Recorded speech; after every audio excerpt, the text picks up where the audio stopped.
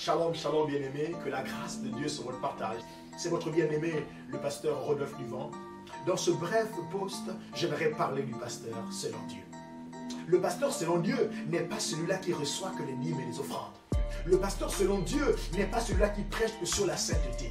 Le pasteur selon Dieu n'est pas celui-là qui reste que dans la chambre haute en longueur de journée qu'à parler en d'autres langues. Être pasteur dans sa génération est une grande responsabilité.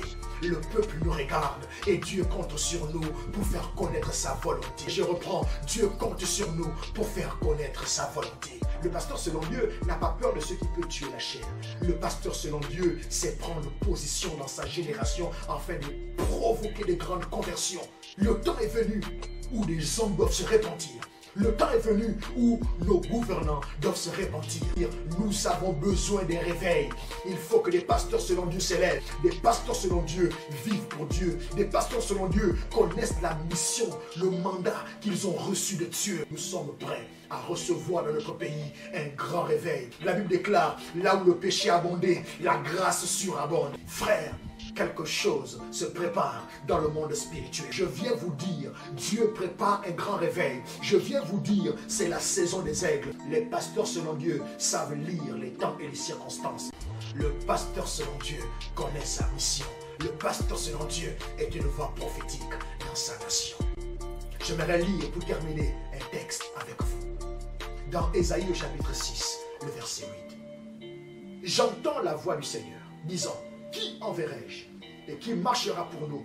Je répondis, me voici Seigneur, envoie-moi. Me voici Seigneur, envoie-moi.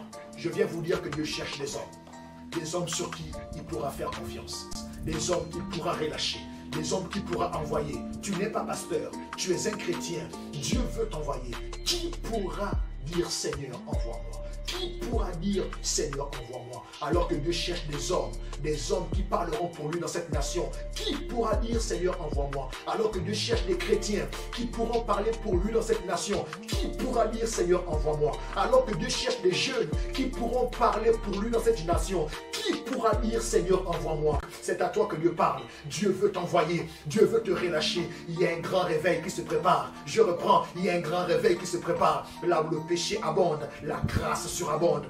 Un grand réveil arrive sur notre nation. Église du Gabon ne méprise plus ces temps. Que Dieu vous bénisse. Que Dieu bénisse le Gabon. Que Dieu bénisse l'Afrique. Que Dieu bénisse le monde entier. Shalom.